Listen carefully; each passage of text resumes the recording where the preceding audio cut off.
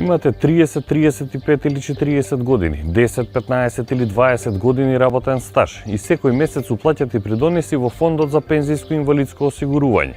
Сте размислиле ли некогаш колку години ќе ви бидат потребни за да почнете да го чувствувате бенефитот од тие пари? Размислувате ли воопшто за пензија? Да видиме каква е ситуацијата со македонскиот, пензиските системи во државите од регионот и земјите членки на Европската Унија, кога мажите и жените заминуваат во пензија и колку таа ги покрива трошоците за живот. Македонските закони предвидуваат дека мажите и жените за да заминат во пензија треба да имаат евидентиран стаж од минимум 15 години. Мажите заминуваат во пензија на 64, а жените најчесто на 62 години. Друг проблем е колку пензијата навистина ги покрива животните трошоци, имајќи предвид дека минималната потрошувачка кошничка достигна речиси 1000 евра, а просечната пензија на крајот на минатата година изнесуваше близу 290 евра.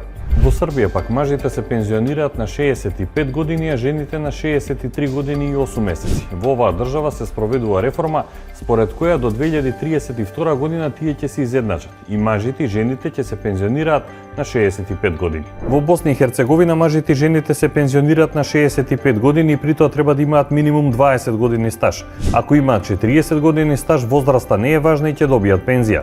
65 години е границата за пензионирање во Косово. Мажите во Црна Гора работат 2 години повеќе од жените, односно заминуваат во пензија на 66 години, за разлика од припадничките на понежниот пол кои тоа го прават на 64 години. И едните и другите со минимум 15 години стаж.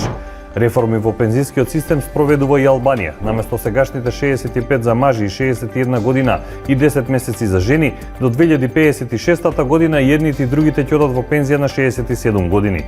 Колку законите на земјите од регионот се по европски терк. Ако ги погледнеме регулативите на државите членки на Европската Унија, ќе видиме дека старосната граница за пензионирање се движи од 62 до 67 години.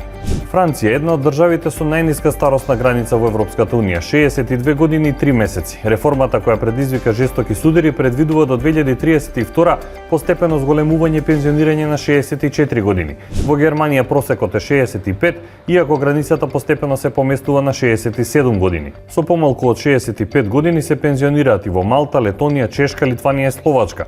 Од друга страна границата е 67 години во земји како Бугарија, Италија, Грција, Данска.